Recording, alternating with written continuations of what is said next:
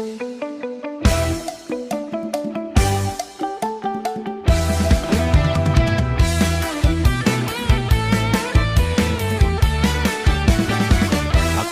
យន្តដេកស្ដោកក្រោមដើមស្វាយមកស៊ូតឡើងថ្លៃហួពីប្រមាណអញអង្គុយមើលវាដោយចិត្តមួម៉ៅ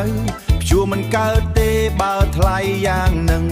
ព្យួរមិនកើតទេបើថ្លៃយ៉ាងនឹង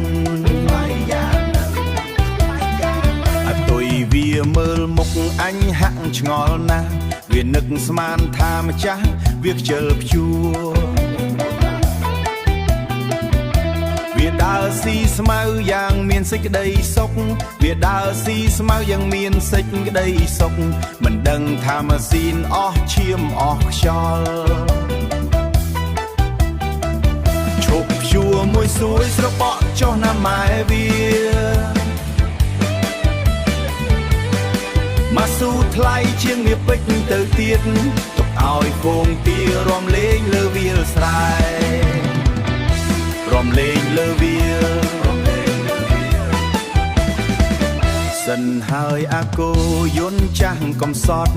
មេមន់សើចក្អាបអើលអស់អ្នកភូមិគោដេកលក់ស្រមុកមិនខ្វល់រឿងព្យួរម៉ាស៊ីនចាស់ច្រេះចាប់ដើមយំសោកព្រោះតែប្រេងឡើងហួសសមត្ថភាពព្រោះតែប្រេងឡើងហួសសមត្ថភាពឈប់ព្យួរមួយសួយស្របក់ចុះណាម៉ែវាមកស៊ូថ្លៃជាងមាសពេជ្រទៅទៀតទុកឲ្យហ្វូងទារំលេងលើវាលស្រែរំលេងលើវាលសិនហើយអាគោយន្តចាស់កំសត់អង្គុយចាំមើលថ្ងៃណាវានឹងចុះចាំមើលថ្ងៃចុះបើមិនចុះទេ